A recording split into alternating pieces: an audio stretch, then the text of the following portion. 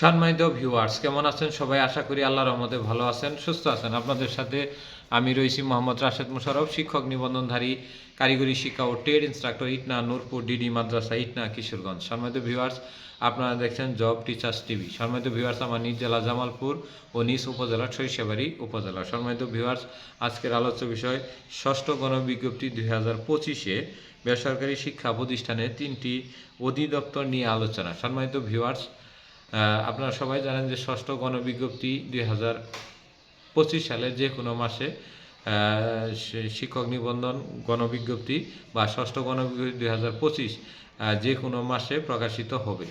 তো এই ষষ্ঠ গণবিজ্ঞপ্তিতে 17 এবং 18তম শিক্ষক নিবন্ধনধারীরাই আবেদন করতে পারবে, কেননা শিক্ষক নিবন্ধন সনদের মেয়াদ হলো 3 বছর। সেই হিসেবে 16তম শিক্ষক নিবন্ধনেরা যদি 2025-এর মাঝামাঝি সময়ে ষষ্ঠ গণবিজ্ঞপ্তি প্রকাশিত হয়, তাহলে তারা আর আবেদনের সুযোগ পাবে না এবং ষষ্ঠ গণবিজ্ঞপ্তিতে আশা করা যায় 85,000+ এমপিওভুক্ত শূন্যপদ থাকবে। তো সম্মানিত ভিউয়ার্স, যারা এই ষষ্ঠ গণবিজ্ঞপ্তিতে আবেদন করবেন তাদের জন্য আজকের এই ভিডিওটি। তো আপনারা যারা ষষ্ঠ গণবিজ্ঞপ্তিতে আবেদন করবেন, আপনারা সবাই জানেন যে বেসরকারি স্কুল, কলেজ, মাদ্রাসা এবং কারিগরি শিক্ষা প্রতিষ্ঠান মিলে প্রায় এমপিওভুক্ত প্রতিষ্ঠান রয়েছে 35,000। তো এই 35,000-এর মধ্যে নিম্ন মাধ্যমিক, মাধ্যমিক, উচ্চ মাধ্যমিক বা অনার্স পর্যায়ে, যেটা বলে আমরা ডিগ্রি কিংবা MA পর্যায়ে পর্যন্ত আলিম, কামিল, দাখিল, ফাজিল এবং SSC পর্যায়ে বিভিন্ন স্তর রয়েছে। তো এই স্তরের মধ্যে এগুলো সব 3টি ভাগে বিভক্ত। একটি হলো মাওসি বা মাধ্যমিক ও উচ্চ শিক্ষা অধিদপ্তর, যেগুলো আমরা আমাদের এলাকায় দেখি জেনারেল স্কুল অ্যান্ড কলেজগুলো, সেগুলোকে অধিদপ্তর রয়েছে, তাদের হলো মাওসি বা মাধ্যমিক ও উচ্চ শিক্ষা অধিদপ্তর, যাদের বেতন এখান থেকে দেওয়া হয়। আরেকটি হলো মেমিস বা মাদ্রাসা শিক্ষা অধিদপ্তর বা দাখিল, আলিম, ফাজিল, কামিল যে প্রতিষ্ঠানগুলো রয়েছে, এদের বেতন দেওয়া হয় মেমিস থেকে বা মাদ্রাসা শিক্ষা অধিদপ্তর থেকে। আরেকটি হলো DTE, director of technical education বা কারিগরি শিক্ষা অধিদপ্তর, যেগুলো SSC ভোকেশনাল, দাখিল ভোকেশনাল এবং BM ভোকেশনাল বা technical and business management institute, অর্থাৎ কারিগরি যে শিক্ষা প্রতিষ্ঠানগুলো। তো সম্মানিত ভিউয়ার্স, এর সাথে আবার একটু বলে দিই, বেশ কিছু কারিগরি শিক্ষা প্রতিষ্ঠান কিন্তু রয়েছে যেগুলো আপনার বেতন দেওয়া হয় মাওসি থেকে এবং মেমিস থেকে বা মাদ্রাসা থেকে। এরকম আগে থেকেই কিছু কিছু প্রতিষ্ঠান জেনারেলের সাথে কারিগরি দেওয়া হয়েছিল।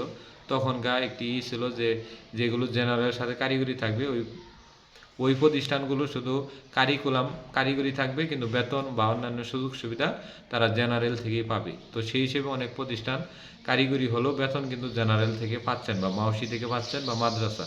এইরকম 2020 সালে 640টি SSC ভোকেশনাল রয়েছে, যেগুলো 570টি আপনার মাওসির সাথে বেতন পাচ্ছে এবং 70+ প্রতিষ্ঠান আপনার মাদ্রাসা থেকে বেতন পাচ্ছে। এবং 2025 সালে আরও 325টি মাদ্রাসার সাথে SSC ভোকেশনাল কোর্স চালু হচ্ছে এবং এদের বেতনও মাদ্রাসা শিক্ষা অধিদপ্তর থেকে দেওয়া হবে। অর্থাৎ আপনার এই যে বিষয় আর যেগুলো স্বতন্ত্র ভোকেশনাল রয়েছে, যেমন Sarishabari technical and business management institute কিংবা technical and business management institute বা নিজ জেলার মধ্যে বিভিন্ন কিন্তু টেকনিক্যাল অ্যান্ড ভোকেশনাল ইনস্টিটিউট রয়েছে, যেগুলো এমপিওভুক্ত, সেগুলো বেতন কারিগরি শিক্ষা অধিদপ্তর থেকে দেওয়া হয়।